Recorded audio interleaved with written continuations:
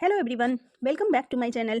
तो बच्चों, आज की वीडियो में हम पीएम श्री केंद्रीय विद्यालय के आवधिक परीक्षा 2 के क्वेश्चन पेपर को सॉल्व करेंगे। ठीक है, आवधिक परीक्षा 2 अर्थात पीटी 2 के क्वेश्चन पेपर को हम सॉल्व करेंगे।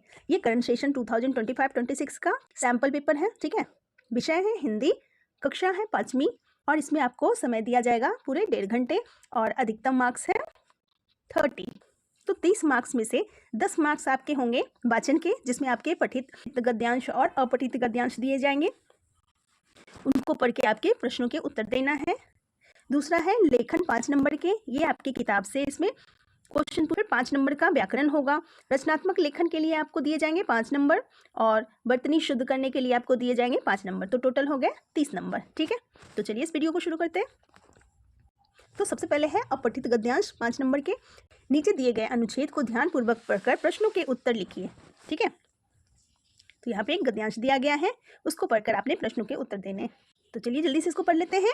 भारत गांव का देश है, यहाँ के अधिकतर लोग खेती पर निर्भर करते हैं। किसान सुबह से लेकर शाम तक खेतों में मेहनत करते हैं। वे मिट्टी जोतते हैं, बीज बोते हैं और फसलों की सिंचाई करते हैं। जब फसल तैयार हो जाती है तो उसकी कटाई और मड़ाई की जाती है। किसानों की मेहनत से हमें गेहूं, चावल, दालें, सब्जियां और फल मिलते हैं। गांव में रहने वाले लोग गाय, भैंस और बकरियां भी पालते हैं, जिनसे दूध, घी और अन्य आवश्यक वस्तुएं प्राप्त होती है। किसान हमारे भोजन का मुख्य आधार है, इसलिए इनके बिना जीवन की कल्पना करना कठिन है। ठीक है, तो ये गद्यांश दिया गया था। अब यहाँ पे कुछ प्रश्न है। पहला प्रश्न है, भारत में अधिकतर लोग किस काम पर निर्भर रहते हैं? तो अधिकतर लोग खेती पर निर्भर हैं। ठीक है, तीसरा उत्तर सही हो जाएगा। अगला प्रश्न है, किसान खेतों में क्या क्या करते हैं? तो किसान खेतों में क्या करते हैं? वो बीज बोते हैं। पहला ऑप्शन सही है। ग प्रश्न है, किसानों की मेहनत से हमें क्या प्राप्त होता है? तो किसानों की मेहनत से हमें खाद्यान्न अर्थात खाद्य की वस्तुएं, खाने पीने की वस्तुएं और सब्जियां प्राप्त होती है। ठीक है, अगला प्रश्न है, गांव में लोग कौन से पशु पालते हैं? तो हमने पढ़ा गांव में लोग गाय, भैंस और बकरी पालते हैं। ठीक है, दूसरा उत्तर सही है इसका। अगला प्रश्न है, किसान हमारे लिए क्यों महत्वपूर्ण है? तो वे भोजन उपलब्ध कराते हैं, इसलिए हमारे लिए महत्वपूर्ण है। ठीक है, तो पहला उत्तर इसका सही है। अब दूसरा प्रश्न है, पठित गद्यांश, मतलब कि ये आपके बुक से गद्यांश दिया गया है, इसको पढ़कर आपने प्रश्नों के उत्तर देना है। ठीक है, काजीरंगा राष्ट्रीय उद्यान असम में ब्रह्मपुत्र नदी के तट पर स्थित है। यहाँ विभिन्न प्रकार के पशु व पक्षी हैं। आज सुबह ही हम हाथियों पर चढ़कर उद्यान देखने गए। इसके लिए हमें बहुत सवेरे उठना पड़ा, तब सूरज भी नहीं निकला था। उद्यान में सैकड़ों पशु थे। हिरन और जंगली भैंसों के कई झुंड आराम से घास चर रहे थे। उनमें कुछ एक सींग वाले गेंडे भी थे। इसी पशु के कारण काजीरंगा पूरे संसार में प्रसिद्ध हो गया। हिरनों और भैंसों ने हमें संदेह की दृष्टि से देखा और अलग हट गए।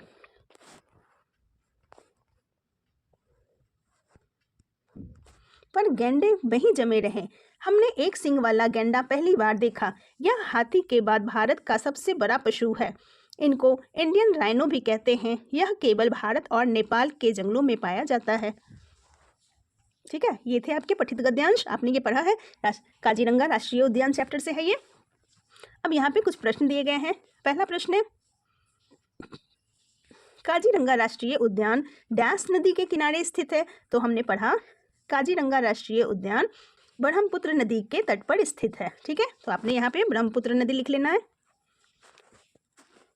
दूसरा प्रश्न है, काजीरंगा डैश सिर वाले गेंडे के लिए प्रसिद्ध है? काजीरंगा एक सींग वाले गेंडे के लिए प्रसिद्ध है। ठीक है, एक सींग वाले गेंडे के लिए। ठीक है, ये उत्तर लिखेंगे। अगला प्रश्न है, लेखक ने डैश पर बैठकर उद्यान की सैर की? तो लेखक हाथी पर बैठकर उद्यान देखने गए। यहाँ लिखेंगे काजीरंगा राष्ट्रीय उद्यान ब्रह्मपुत्र नदी के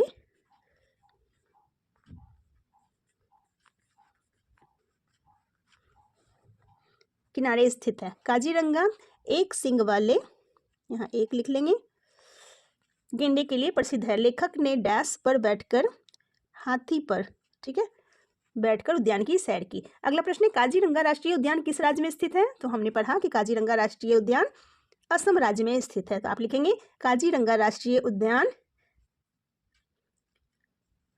असम राज्य में स्थित है। ठीक है, अगला प्रश्न है, काजीरंगा राष्ट्रीय उद्यान क्यों प्रसिद्ध है? तो काजीरंगा राष्ट्रीय उद्यान एक सींग वाले गेंडे के लिए प्रसिद्ध है। आप ये पूरी लाइन लिख लेंगे। ठीक है, इसके उत्तर में काजीरंगा राष्ट्रीय उद्यान एक सींग वाले गेंडे के लिए प्रसिद्ध है। ठीक है, अगला प्रश्न है लेखन 5 नंबर के। तो यहाँ पे अब आपके पाठ्य पुस्तक से प्रश्न पूछे गए हैं। पहला प्रश्न है, सांकेन का त्यौहार मनाते समय बलरी को होली की याद क्यों आई? तो उत्तर लिखेंगे, सांकेन में लोग एक दूसरे पर पानी और चावल का आटा लगा रहे थे, जो बलरी को होली में रंग और पानी से खेलने जैसी मस्ती की याद दिला गया। ठीक है, अगला प्रश्न है, लेखक ने अपनी घर वालों के क्रोध का क्या कारण बताया?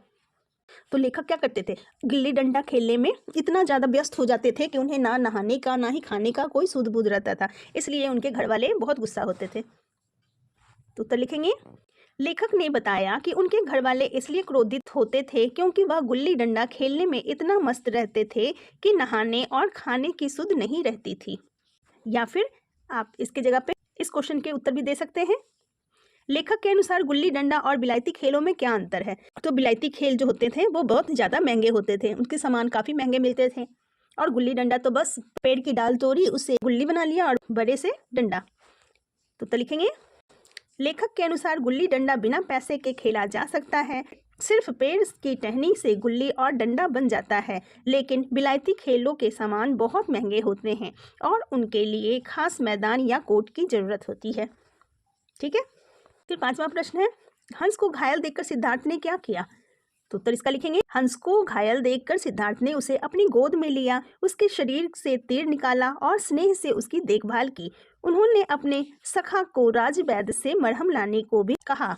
ठीक है, अगला प्रश्न है व्याकरण के 5 नंबर, रेखांकित शब्दों के विपरीत अर्थ वाले शब्द लिखे। अब यहाँ पे जो रेखांकित शब्द है उसके आपने विपरीत शब्द अर्थात उल्टे शब्द लिखने हैं। ठीक है, पहला है, इस निर्दोष पंछी को मारने वाला डैश है। तो निर्दोष का विपरीत शब्द हो जाता है दोषी। ठीक है, यहाँ दोषी लिख देंगे। ठीक है, दोषी। ठीक है, अगला है, इस जटिल समस्या का हल बहुत डैश है। तो जटिल का विरोधी शब्द होता है सरल, तो यहाँ सरल लिख लेंगे।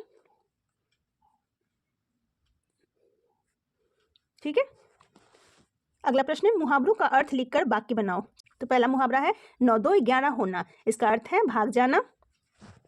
तो इसका वाक्य बनाएंगे, चोर पुलिस को आता देख 9 2 11 हो गया।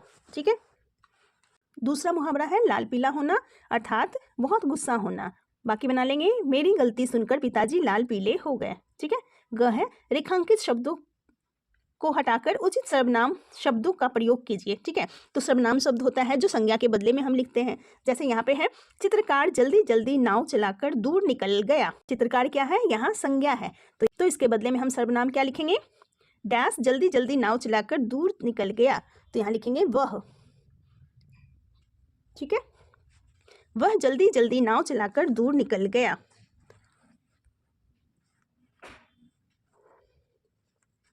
अगला प्रश्न है, चित्रकार और शेर के बीच वार्तालाप हुई। तो चित्रकार और शेर के लिए हम यहाँ पे लिख सकते हैं उन। ठीक है, कि यहाँ लिखा हुआ है उनके बीच वार्तालाप हुई। ठीक है, अगला है घ प्रश्न मिलान कीजिए। ठीक है, कॉलम ए को कॉलम बी से आपने मिलाना है। पहला है गुल्ली डंडा। तो गुल्ली डंडा क्या है, खेलों का राजा, तो इसके साथ हम मिला लेंगे। रामलीला, रामलीला क्या, रामलीला में क्या था, पात्रों की सजावट। ठीक है, तीसरा है 8 साल। 8 साल का कौन था, तो 8 साल हो जाएगा लेखक की उम्र।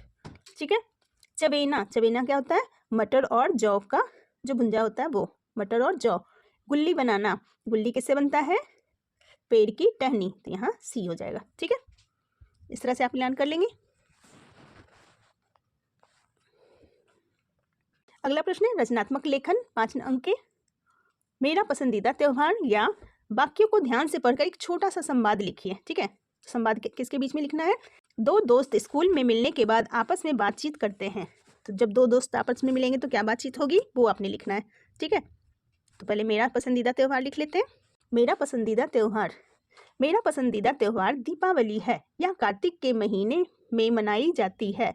इस दिन हम अपने घर की सफाई करते हैं और दियों से सजाते हैं। भगवान गणेश और लक्ष्मी जी की पूजा की जाती है। शाम को पूरा घर रोशनी से चमक उठता है। हम मिठाइयाँ बांटते हैं और परिवार के साथ खुशी मनाते हैं। यह त्यौहार मुझे बहुत आनंद देता है। ठीक है, इस तरह से हम लिख लेंगे मेरा पसंदीदा त्यौहार। अगला है संवाद लेखन। दो दोस्तों की बातचीत क्या होगा?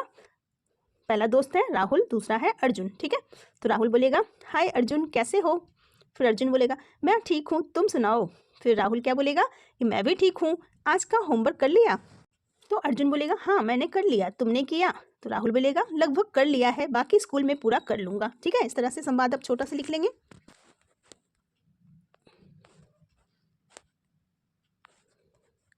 अगला प्रश्न है वर्तनी, 5 अंक के। नीचे दिए गए गलत शब्दों का सही वर्तनी में लिखिए। ठीक है, यहाँ पे गलत शब्द लिखे गए, आपको शुद्ध करके लिखना है। तो ये है राष्ट्रीय, तो ये सही शुद्ध रूप लिखा हुआ है। ठीक है, दबईस, दबईस नहीं होता है, दिवस होता है। ठीक है, उजला, वैसे उजला तो सही है लेकिन लिखा हुआ तो आपने यहाँ पे उजाला कर देना है। ठीक है, अगला है भीड़तीय, भीड़तीय नहीं होता है, भारतीय होता है। ठीक है, ठीक है बच्चों, तो ये थे आपके PT2 एग्जाम के क्वेश्चन पेपर। आई होप ये वीडियो आपके लिए हेल्पफुल रहेगा। ठीक है, all the best for your exams. मिलते हैं फिर नेक्स्ट वीडियो में। Thank you so much.